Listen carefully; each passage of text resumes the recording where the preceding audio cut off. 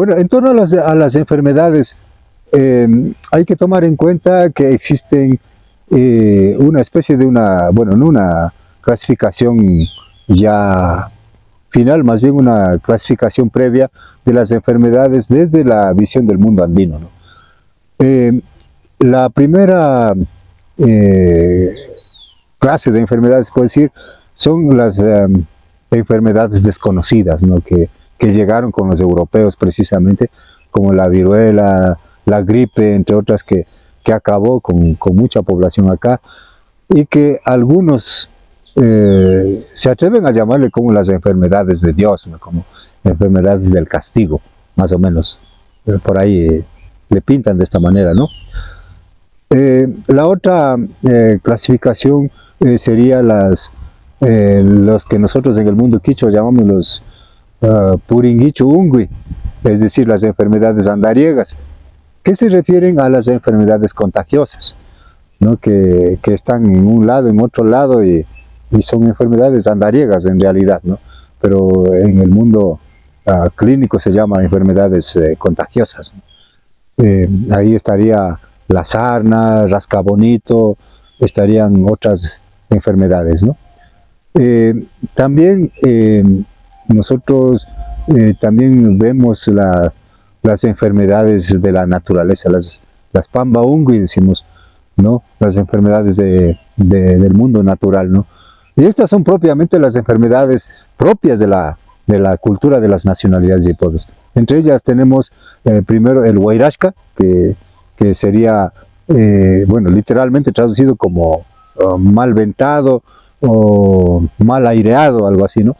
Pero se refiere a esta enfermedad muy propia del mundo andino, en donde se habla del mal aire o del mal viento, que ocurre cuando uno tiene una carga de una energía que no es la de uno, es una energía exógena que coge cuando atraviesa usted ciertos sitios energéticos como casas botadas, o puede ser también los cementerios, puede ser también sitios naturales como cascadas donde llega poca gente, o también puede ser sitios de mucha energía, como por ejemplo unas plantas de energía eléctrica, por ejemplo, ¿no? Plantas modernas de energía eléctrica, ¿no? Que son lugares en donde existe una energía pesada, y esa energía se le pega en la persona, ¿no?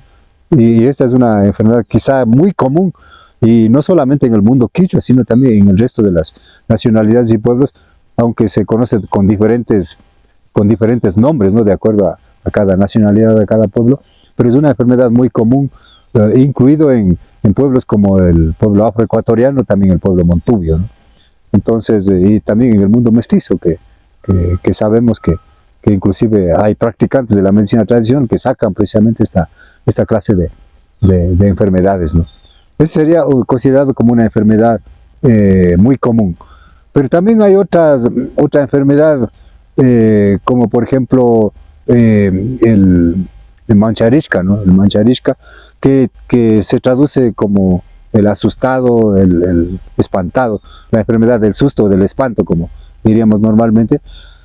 Y esta es una enfermedad que ocurre cuando él o la paciente atraviesa, está en un lugar determinado y de repente tiene un accidente, se cae, sucede alguna cosa, ¿no?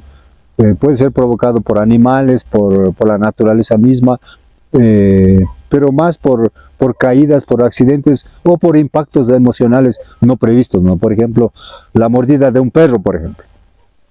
O que de repente usted está parado, sentado en algún sitio, y de repente le alcanza a ver una serpiente, o le hacen tocar a una serpiente, ¿no? O sea, tiene un susto, un impacto emocional, y eso bloquea el sistema inmunológico de la persona, bloquea el cuerpo energético de la persona, y es precisamente por eso que hay que desbloquearle, y para desbloquearle hay que elevarle el nivel de autoestima de la persona.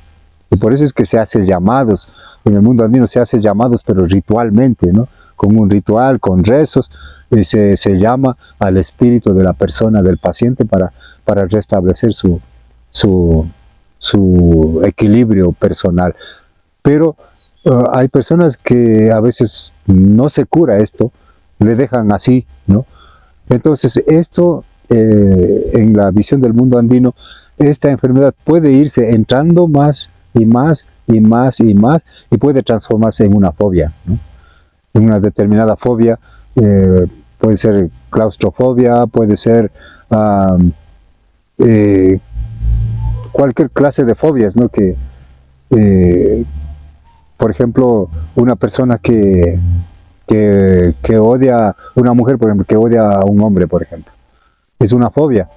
¿Pero por qué sucedió esto? Porque ella sufrió el maltrato y no se curó ese maltrato, que es una violencia, que sufrió la violencia y no se curó ese impacto emocional que sufrió, y eso con el tiempo puede desembocar en una fobia, ¿no? Entonces igual, o sea, los propensos a esta enfermedad especialmente son los niños, ¿no? O sea, los castigos pueden darle también esta clase de enfermedades que se trata, por supuesto, de una manera ritual. Otra enfermedad ancestral es lo que nosotros llamamos la enfermedad Japishka, ¿no? Japishka, que significa literalmente cogido. Pero esta es una enfermedad que especialmente esto ocurre con niños, también con adultos. Por ejemplo, es cuando el cuerpo energético de la persona se bloquea por completo, y también el resto de otros cuerpos se bloquean. Y esto, en la lógica de la medicina ancestral, dice es que el espíritu del paciente se quedó en el lugar donde tuvo este encuentro, ¿no? Por ejemplo, de ahí que puede ser que para eso necesita hacer rituales con ofrendas, ¿no? O sea, se paga el pago, de ahí viene el famoso pago que nosotros hablamos, ¿no? O sea, hay dos clases de pago. Uno es un pago para recibir algo a cambio, y otro es el pago para liberar algo a cambio, ¿no? Entonces el pago para liberar al espíritu de una persona que está retenida en un determinado sitio, hay que hacer conexión con ese espíritu a través de un ritual, y con esa conexión usted puede pedirle que suelte al espíritu de ese paciente. Y asimismo es todo un ritual que necesita diferentes ingredientes, como por ejemplo una rama de moras, por ejemplo, de mora silvestre, con la cual va barriendo y azotando el piso para que el espíritu no regrese, ¿no? Del sitio. Toca ir al sitio, hacer el pago al apu de ese sitio para que le suelte al espíritu de esa persona, ¿no? Y finalmente hay otra enfermedad que se llama el Katishka, que sería el seguido. Literalmente se traduciría seguido. Pero este Katishka en algunos casos suele ser como enfermedad, pero también en otros casos suele ser una bendición, ¿no? Porque depende de la clase de espíritu que le haya seguido a la persona, ¿no? Por ejemplo, en el Inti Raymi, por ejemplo, en Imbabura, el baño ritual es precisamente para que el espíritu de la danza del Inti Raymi le siga al danzante que se baña, ¿no? Tiene ese propósito, ¿no? Para poder danzar, para tener fuerzas suficientes para danzar días y noches sin parar, ¿no? O sea, para eso es el baño ritual. Pero también ocurre que, por ejemplo, hay un relato hermoso que mi padre contaba, y era una historia de vida, porque esto sucedió con el padrastro de mi papá, ¿no? Mi papá, o sea, mi abuelastro sería en este caso, ¿no? Entonces a este señor había sido un aguatero, le llamamos, una persona que cuidaba una acequia desde la laguna del Cerro Mojanda hasta la fábrica La Joya, que ahora está en ruinas, ¿no? Pero hasta ahí esa fábrica tenía su planta de energía eléctrica propio, y este señor tenía la tarea, su trabajo era cuidar el caudal del agua desde la laguna hasta la fábrica, ¿no? Pues un día dice que era justo mediodía y justo este señor estaba justo cerca a una cascada y estaba haciendo mucho sol y él sintió ganas de bañarse. Y vio la cascada y a los lados estaba como una piscina, dice, invitándole a bañarse, ¿no? Y él se bañó. Y dice que en la noche soñó con un toro, ¿no? Con un toro que le llamaba. Y dice que desde ahí este señor se volvió, pero un ser sobrenatural para una pelea física, ¿no? O sea, este podía darse con 3, 4 y siempre salía ganando. Tenía una fuerza descomunal. Pero así se le veía a simple vista, dice, mi papá decía, pero era un flaco, un ñarra, dice, pero este señor para un puñete era, pero era tan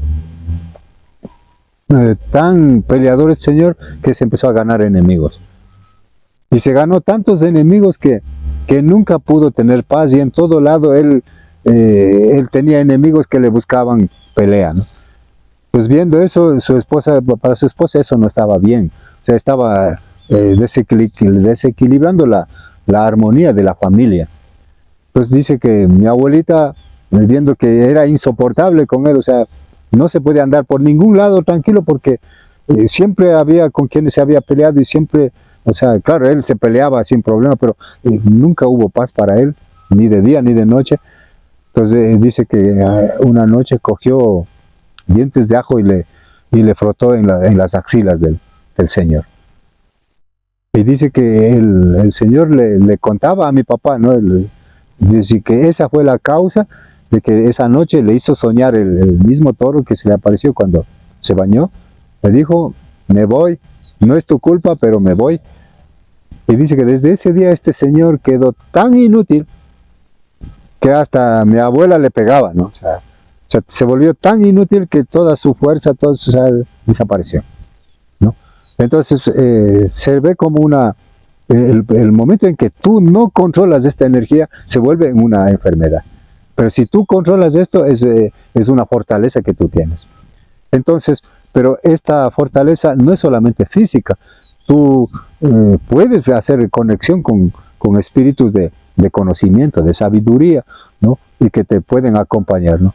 Precisamente los novatos, los novicios que quieren aprender medicina tradicional, andan así en sitios sagrados bañándose, precisamente van para bañarse ahí, porque quieren que el espíritu de ese lugar les acompañe en sus terapias, en sus sanaciones, ¿no? Entonces, esa sería una manera como vemos la medicina ancestral sobre las enfermedades, pero además me estoy olvidando una clasificación más, que serían las enfermedades incurables existentes también, pero precisamente dice que las enfermedades incurables son las de la modernidad.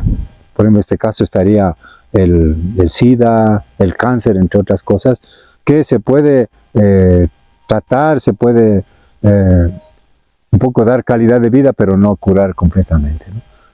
Entonces eso sería en torno a las enfermedades en las nacionalidades y pueblos.